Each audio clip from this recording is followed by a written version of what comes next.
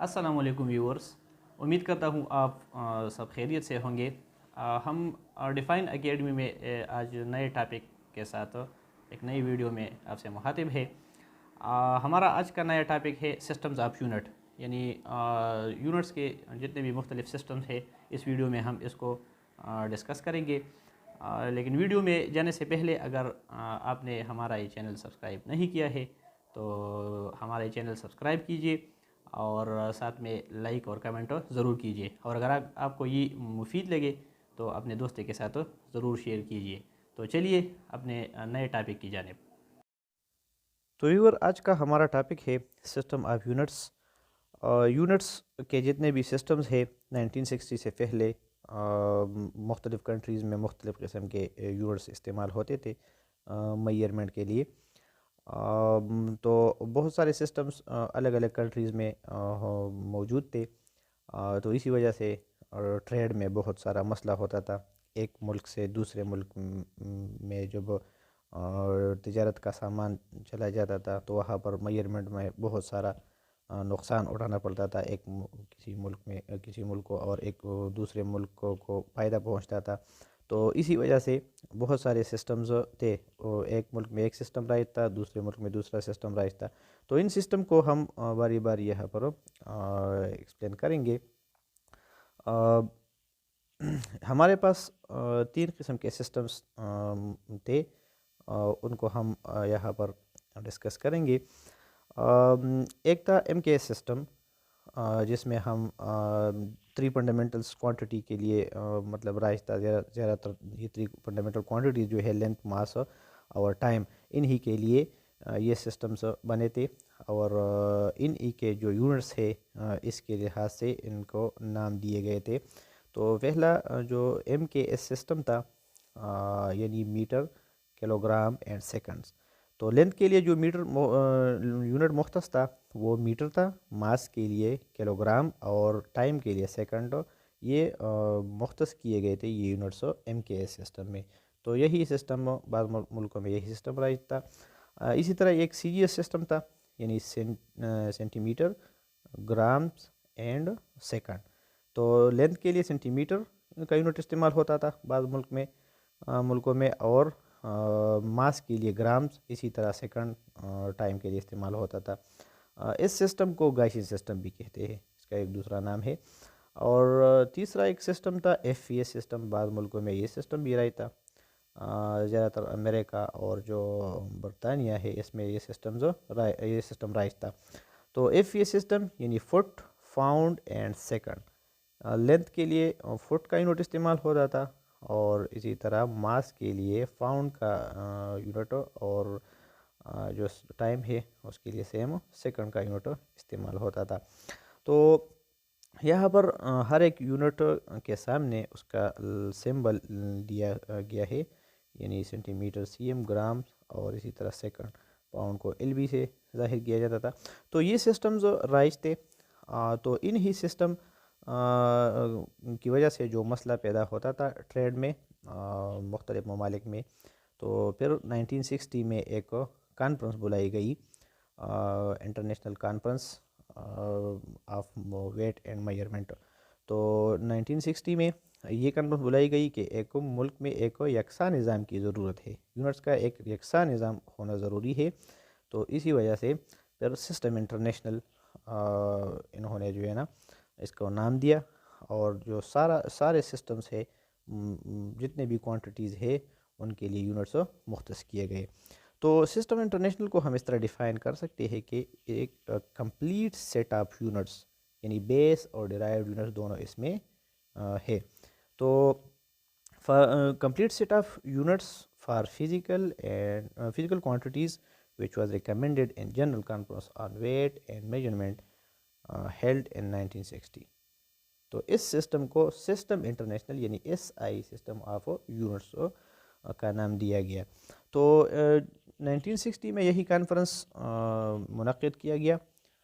और जो जितने भी क्वांटिटीज़ थे उनको यूनिट्स दिए गए। तो सिस्टम इंटरनेशनल में 7 क्वांटिटीज़ को बुनियादी क्वांटिटीज़ करार दिया गया। उसको हम यहाँ पर डिस्कस करेंगे। लेकिन इससे पहले SI सिस्टम्स की में जो जितने भी यूनिट्स है इसके टाइप्स ऑफ हम पढ़ेंगे। तो यहाँ पर 3 टाइप्स है सिस्टम इंटरनेशनल में। तो एक है बेस यूनिट्स, दूसरा है ड्राइव्ड यूनिट्स और तीसरा है सप्लीमेंट्री यूनिट्स। तो इन ही यूनिट्स को बारी बारी हम डिस्कस करेंगे।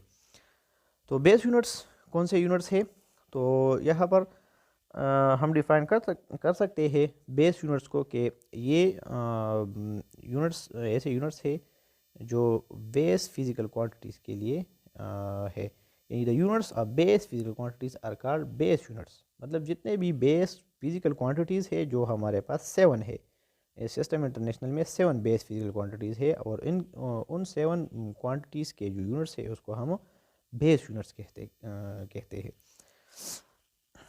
अच्छा, ये यूनिट्स जो है बेस यूनिट, इसको मज़ीद हम डिवाइड नहीं कर सकते, मतलब इसको रिजॉल्व नहीं कर सकते मोर फंडामेंटल यूनिट्स में, क्योंकि ये बुनियादी है। तो बुनियादी यूनिट्स को मज़ीद आप डिवाइड नहीं कर सकते, इसको मज़ीद मतलब डिराइव नहीं कर सकते किसी दूसरी क्वांटिटी से। ये बेस क्वांटिटी है। तो सिस्टम इंटरनेशनल में हमारे पास 7 बेस फिज़िकल क्वांटिटीज़ है और उनके यूनिट्स बेस यूनिट्स है और उसके सिंबल के साथ यहाँ पर हमने दिया है एक टेबल शक्ल में यहाँ पर मौजूद है। 7 बेस क्वांटिटीज़ है: length, mass, time, temperature, electric current, amount of substance and luminous intensity. तो इन क्वांटिटीज़ के जो सिंबल है वो भी यहाँ पर हमने मेंशन किए हुए हैं। लेंथ को L से, मास को M से रिप्रेजेंट किया जा सकता है, टाइम को स्मॉल t से, टेम्परेचर को कैपिटल T से, इलेक्ट्रिक करंट को I से, अमाउंट ऑफ सब्सटेंस को N से और लुमिनस इंटेंसिटी को J से रिप्रेजेंट करते हैं। इसी तरह इनके units metre, kilogram, second, kelvin temperature का, इलेक्ट्रिक करंट का एम्पेयर, अमाउंट ऑफ सब्सटेंस का यूनिट है मोल, और इसी तरह लुमिनस इंटेंसिटी की यूनिट्स है वो है कैंडेला। और ये इन यूनिट्स के सिंबल्स है: metre M, kg, second kelvin capital K से रिप्रेजेंट किया जा सकता है, और एम्पेयर को कैपिटल A से, इसी तरह मोल और CD कैंडेला के लिए। तो ये हमारे पास 7 बेस फिज़िकल क्वांटिटीज़ और इनके यूनिट्स बेस फिज़िकल यूनिट्स है, बेस यूनिट्स है जो सिस्टम इंटरनेशनल में दिए गए हैं। अब डिराइव्ड यूनिट्स को डिफ़ाइन करते हैं। तो ये हमारे पास वो यूनिट्स है जो बेस फिज़िकल क्वांटिटीज से हम हासिल करते हैं। The units of all derived physical quantities are called derived unit. ये एक सिंपल डिफिनीशन है इसकी, मतलब बच्चे अगर ये डिफिनीशन लिखेंगे तो बिल्कुल सही डिफिनीशन है ये। थोड़ी सी डिस्क्रिप्शन इसकी देंगे: These units are derived from the multiplication or division of base physical quantities। यानी बेस फिजिकल क्वांटिटीज़ को मल्टीप्लाई या डिवाइड जब हम करते हैं तो इससे एक यूनिट बनती है और उसको हम डिराइव्ड यूनिट कहते हैं। मतलब मल्टीप्लिकेशन और डिवीजन से हमारे पास एक नई फिजिकल क्वांटिटी बन जाती है जो डिराइव्ड फिजिकल क्वांटिटी होती है, और उसकी यूनिट को हम डिराइव्ड यूनिट कहेंगे। फॉर एग्जांपल यहाँ पर हमने एक एग्जांपल लिया है वॉल्यूम का।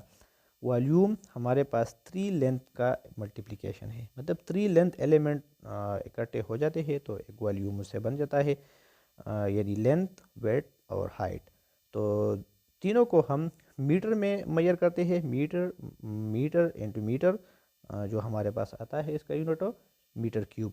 तो मीटर क्यूब एक डिराइव्ड यूनिट है और इसकी जो क्वांटिटी है वो एक डिराइव्ड फिजिकल क्वांटिटी है। इस तरह इसके बाद हम सप्लीमेंट्री यूनिट्स की तरफ जाते हैं कि सप्लीमेंट्री यूनिट कौन से यूनिट्स है। तो ये वो यूनिट्स है जो ज्योमेट्रिकल क्वांटिटीज़ के लिए मुख्तस किए गए हैं। The units of geometrical quantities are called supplementary units. तो फिज़िक्स में जिस तरह फिज़िकल क्वांटिटीज़ है तो ये भी फ़िज़िकल क्वांटिटीज़ है, लेकिन ये ज्योमेट्रिकल फिज़िकल क्वांटिटीज़ है, तो इनकी यूनिट्स को हम सप्लीमेंट्री यूनिट कहते हैं, क्योंकि ये यूनिट्स ना बेस फिज़िकल क्वांटिटीज़ में आती है और ना डिराइव्ड फिज़िकल क्वांटिटीज़ में आती है। तो इसी वजह से इसको एक इन यूनिट्स को एक अलग कैटेगरी में रखा गया है और उनको नाम दिया गया है सप्लीमेंट्री यूनिट्स।